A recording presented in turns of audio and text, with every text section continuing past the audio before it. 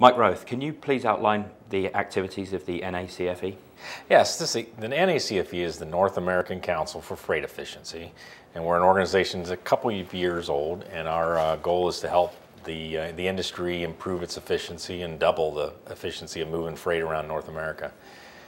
And freight entails just the trucking industry, or do you have other? Our sites are on all land freight, so trucks, trains, all that sort of transportation.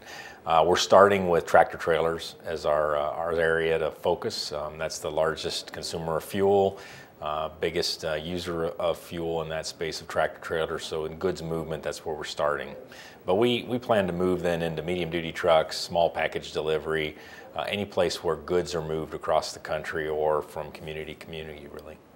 And what has been the response of your members to the US rule on fuel efficiency and greenhouse gas emissions?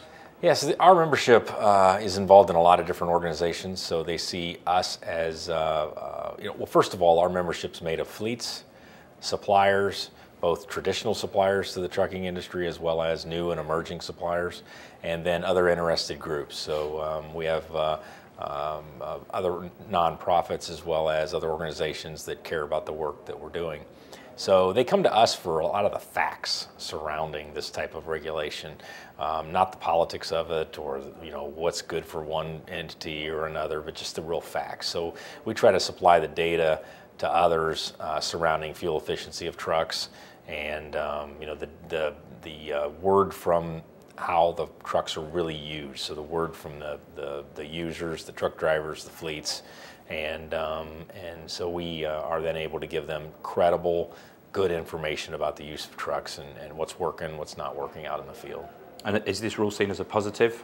Absolutely, it is. It'll have its challenges, particularly with the smaller scale applications in trucking. So, but I think the regulation has done a nice job of initially working on the big fuel users, and then over time figuring out how to work its way into the other applications, things like garbage trucks and dump trucks and all the other vehicles that don't contribute a huge amount of fuel but definitely want to be efficient. Any legislation that comes in at a particular date has an impact on the sale of trucks, in this case, in the years before and the years after. What effect do you think bringing the rule in 2014 will have on sales in the next few years? Well, first of all, this is the good news in this regulation is it helps promote fuel efficient technologies and practices. And that's what our council's all about. And saving fuel saves money. It also saves the environment and works on other areas of improving congestion, energy security, and those types of things. So why I think the industry came around this regulation so quickly is because its benefit is that it saves money for operators, and so through lower fuel costs. So so whether it happens at any particular time, it's good for the industry. Now, will there be issues with the process and certain applications where features will be less available because they're not maybe what's considered for the grand scale of the big trucks for fuel economy? Yeah, there'll be bumps in the road, but I think this is a good time to do it. The rule addresses the engine efficiency, but takes less account of what goes behind the truck in terms of the trailer. What impact or what could be done to make the trailer more efficient in order to assist the truck with being as efficient as possible when it's hauling that load? Right, so we'd like to see all of these technologies, a regulation that would encourage all these technologies as fast as possible. But we know that an engine is a good place to start. We know rolling resistance and tires and some of the other advanced technologies that get credit in the regulation, like hybrids and so forth, have their place. So we're excited that the regulation will help encourage that. And we're also pleased that over time, we'll be able to get to the trailer. We'll be able to get to other body effects that consume fuel, be it utility trucks, garbage trucks, or other areas in the commercial vehicle space.